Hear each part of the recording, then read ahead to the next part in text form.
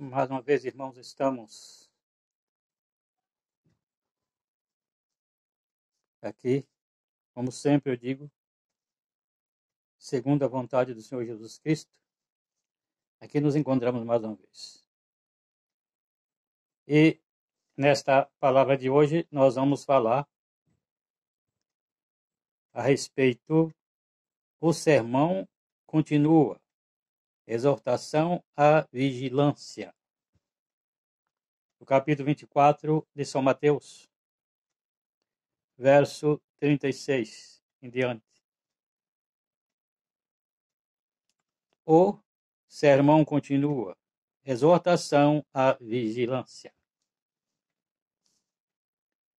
Então aqui o Senhor nos fala a respeito da sua vinda. E no verso 36 do capítulo 24 de Mateus está escrito assim: Porém daquele dia e hora ninguém sabe, nem os anjos do céu, nem o Filho, mas unicamente meu Pai. E como foi nos dias de Noé, assim será também a vinda do Filho do Homem. Porquanto, assim como nos dias anteriores ao dilúvio, comia, bebia, casava e dava-se em casamento, até ao dia em que Noé entrou na arca. E não perceberam até que veio o dilúvio e os levou a todos. Assim será também a vinda do Filho do Homem. Então, estando dois no campo, será levado um e deixado o outro. Estando duas moendo no moinho, será levada uma e deixada outra. Vigiai, pois, porque não sabeis a que hora há de vir o vosso Senhor. Mas considerai isto: se o pai de família soubesse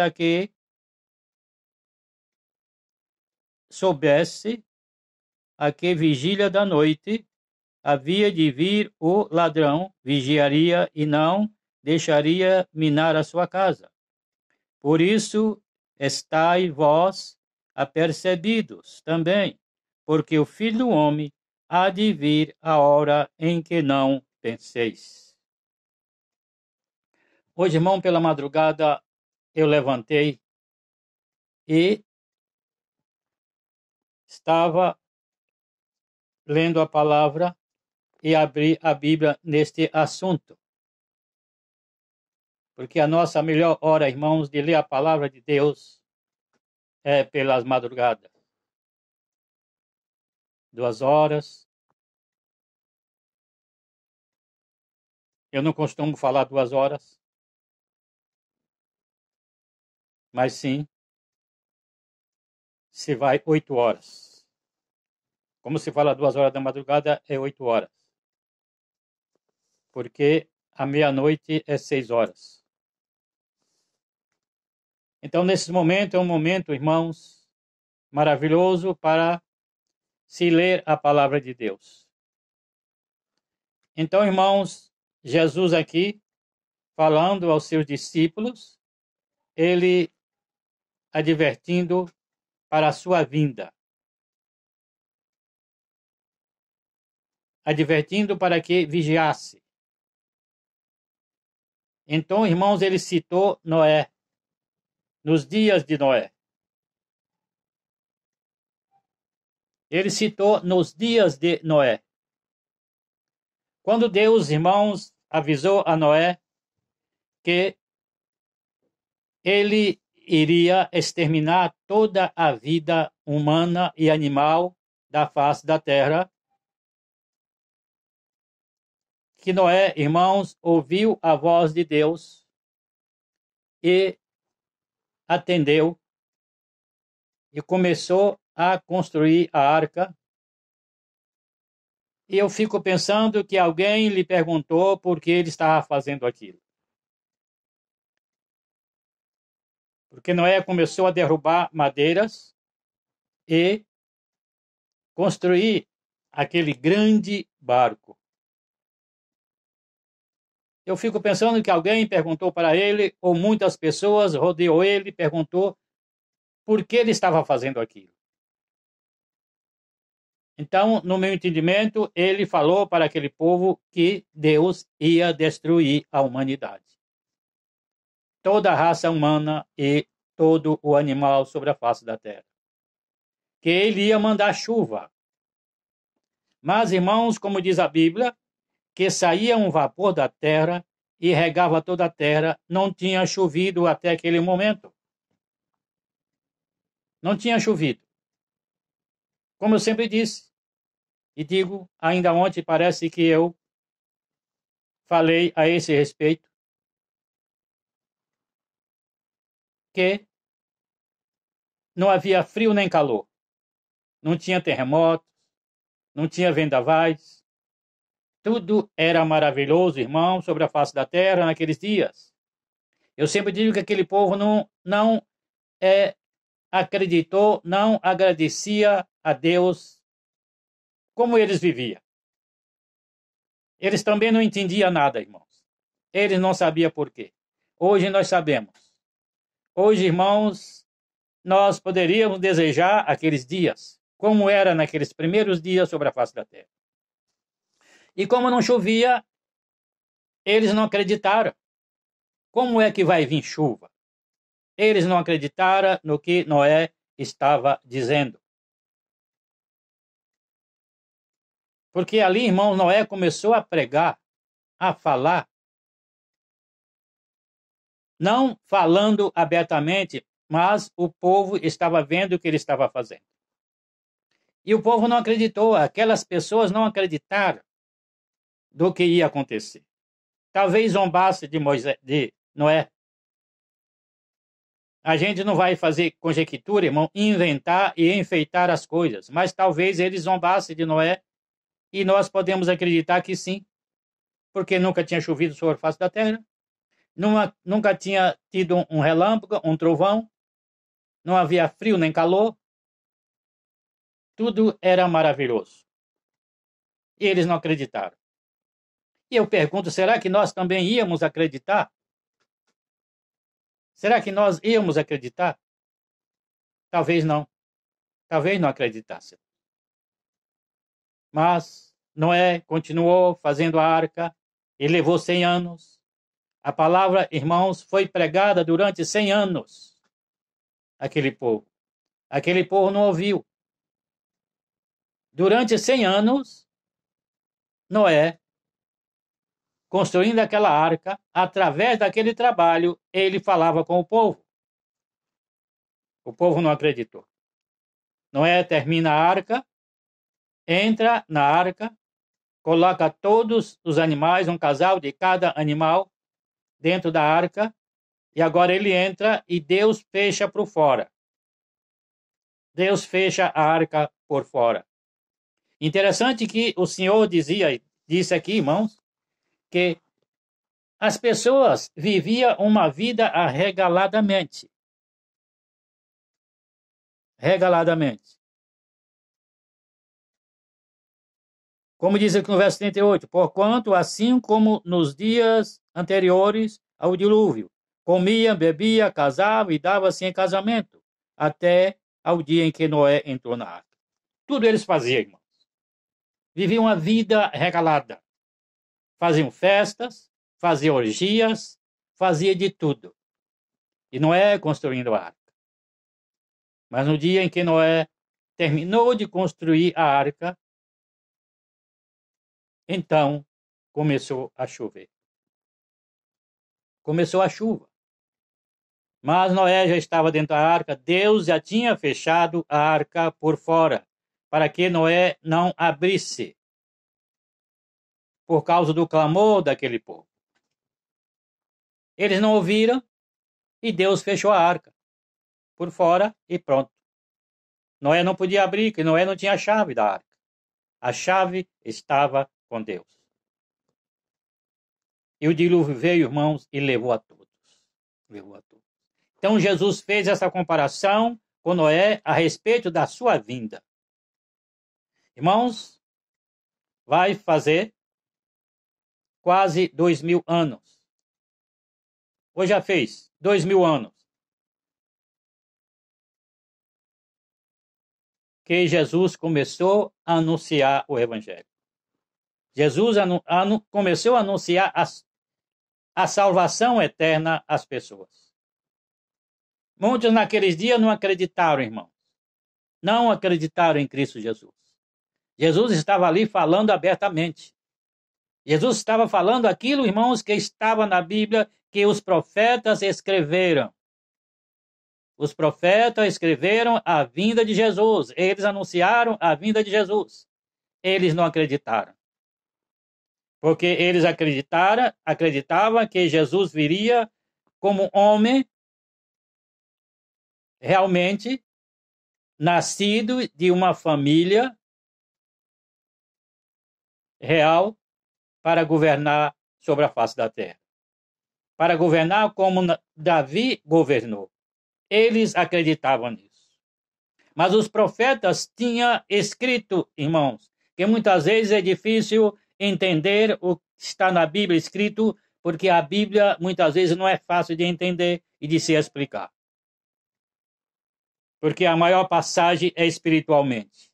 E muitas vezes se quer ler materialmente. Quer usar a Bíblia pela letra, mas pela letra, irmãos, porque se fosse pela letra, Jesus tinha chamado os grandes homens. Jesus tinha ido, irmãos, no templo, buscado irmãos nas sinagogas, nas escolas, mas Jesus não fez isso. Jesus foi lá no mar, buscar pescadores para falar da sua palavra. Jesus não chamou os grandes. Jesus não chamou teólogos. Jesus não chamou universitários. Jesus não chamou burocratas. Não, Jesus chamou homens de mãos calosas, queimados pelo sol, no labor do dia. Eles não acreditaram. Jesus, irmãos, veio, morreu, foi morto, foi enterrado, foi ressuscitado e eles não acreditaram. Era tanto que quando foi anunciado que Jesus tinha ressuscitado, eles, irmãos, subornaram os soldados, deram-lhe dinheiros para que falasse aos sacerdotes e ao governador que os discípulos tinham vindo e tinham tirado o corpo de Jesus. E eles acreditaram. O governador acreditou que tinha sido assim. Então, irmãos, o que aconteceu naqueles dias também está acontecendo. E nesta madrugada, irmãos, eu comecei a pensar nas palavras de Jesus. Porque está escrito assim, aqui. Vigiai, pois porque não sabeis a que hora há de vir o Senhor, o vosso Senhor. Vigiai, vigiai, porque não sabeis. Jesus disse que nem os anjos, nem ele próprio saberia o dia em que ele viria. Somente Deus. É o segredo de Deus. Nós, irmãos, ouvimos a palavra e cremos, aceitamos. Nós aceitamos porque temos certeza que Jesus vai vir buscar aqueles que é seus, aqueles que aceitaram a Ele como Salvador, aqueles que aceitaram a Ele como seu Rei, como seu Senhor, como seu Redentor. Nós sabemos, irmãos, e aceitamos e sabemos que há uma cidade preparada para a nossa morada celestial. Uma cidade, irmãos, construída de ouro e pedras preciosas. Nós sabemos que existe essa cidade celestial. E Jesus vai nos levar para lá. Ele vai vir um dia. Por isso que ele disse, vigiai, estais apercebidos. Eu fiquei meditando hoje, irmão, pela madrugada, a esse respeito aqui. Porque Jesus disse aqui, casava e dava-se em casamento. Comia e bebia. E eu comecei a meditar. Irmãos, quando eu fui para o hospital fazer esta minha cirurgia, eu passei pelo vale da morte. Foi tão difícil para mim, irmãos, que quando foi feita a cirurgia, no dia seguinte, a médica cirurgiã, ela foi lá me visitar. Ela foi me visitar 3 vezes, irmãos. Ela foi lá me visitar. E ela disse para mim: Joildes, você é muito forte.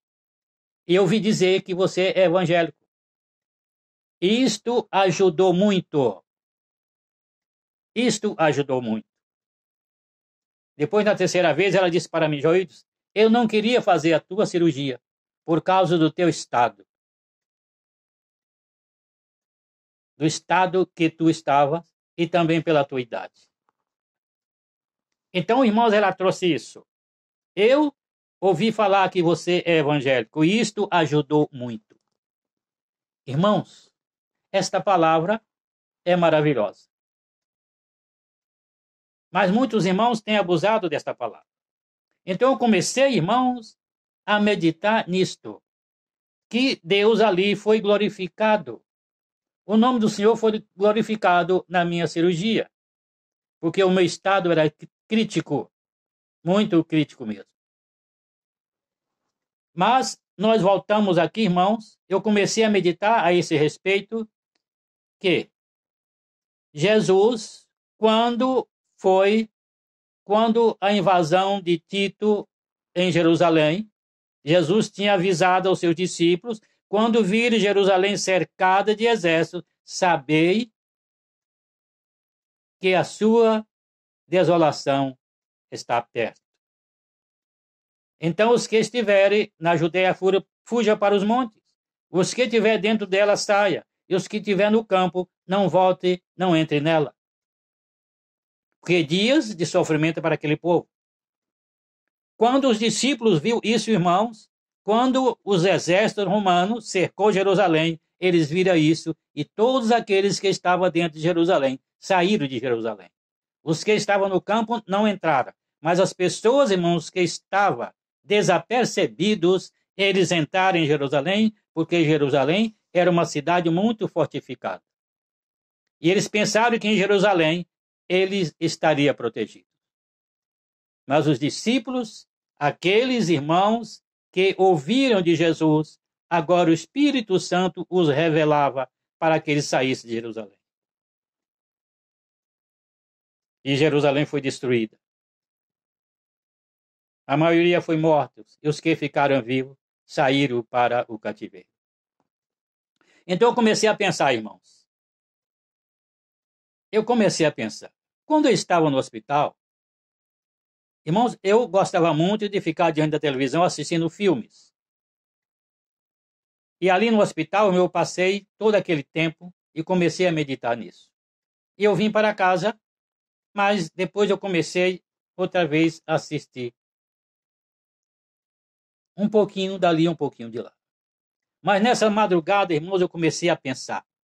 Será que quando Jesus vier, será que se nós estivermos, irmãos, na nossa sala, diante de uma televisão, assistindo filmes, assistindo um jogo de futebol, assistindo um jogo de vôlei ou qualquer outro esporte e tantas outras coisas, será que nós, irmãos, vai ouvir, irmãos? Será que nós estamos preparados ali? Será que nós estamos preparados para ouvir o sonido da trombeta? Ou nós estamos desapercebidos? Porque Paulo diz: não vos conformeis com este mundo, mas transformados pela renovação do vosso entendimento. Jesus diz: não amei o mundo, nem o que no mundo há. Não amei o mundo, nem o que no mundo há. São coisas do mundo, irmãos. São coisas do mundo. Eu comecei a meditar e a pensar: no céu não existem essas coisas. Estas coisas não vêm de Deus. Então nós estamos ali, irmão, desapercebidos, diante de uma tela, assistindo uma ilusão, uma miragem, que não é verdade, é mentira. Eu me lembro que O pastor Donizete, quando ele estava aqui no Tremembé, ele falava a esse respeito. Você está mentindo quando você está diante de uma televisão. Que aquilo ali é mentira. É mentira. Então nós estamos mentindo. Nós fazemos parte dessas coisas. Nós fazemos parte dessas coisas. É como diz o Salmo 1. Este salmo, irmão, devia ser pregado nas igrejas. Devia ser anunciado condenado uma vez por mês. Bem-aventurado é o varão que não anda segundo o conselho dos ímpios, nem se detém no caminho dos pecadores e nem se assenta na roda dos escarnecedores. Antes tem o seu prazer na lei do Senhor e na sua lei medita de dia e de noite. Deveríamos ser assim. Deveríamos ser assim. Mas muitas vezes, irmão, nós perdemos tanto tempo diante de uma televisão ou fazendo coisas que não deveria fazer. Estamos desapercebidos pela vinda de Jesus. Será que nós vamos subir, irmãos, quando Jesus vier, se nós estivermos diante de uma televisão, assistindo coisas, irmãos, que não é verdade, coisas mundanas, coisas supérfluas? Será que nós vamos subir? Nós devemos estar atentos, irmãos, para o sonido da trombeta. Para quando os anjos tocar as trombetas celestiais, nós possamos ouvir. Se nós estivermos já, irmãos, se nós não estivermos mais aqui, nós vamos ouvir o sonido da trombeta. Lá, irmãos, lá na sepultura. Porque aqueles que foram vão voltar e vão possuir aquele corpo, mas voltarão com um corpo glorioso. Porque Jesus, quando ele ressuscitou, irmãos, ele ressuscitou em um corpo celestial. Não era mais um corpo material. Aqueles irmãos que ficarem vivos vão ser transformados num abrir e fechar de olhos. As suas vestes, irmãos, vão ser transformadas. Vão receber vestes brancas compridas para subir juntamente com Jesus. Porque os que vão ressuscitar subirão primeiro. Mas, como diz Paulo, os que ficarem vivos subirão depois. E neste momento, irmãos, como diz o Senhor Jesus, comia, bebia, casava e dava-se em casamento, até o dia em que Noé entrou na arca. Irmãos, nós entramos na arca. Nós estamos na arca. Nós entramos na arca através da palavra de Deus. E nós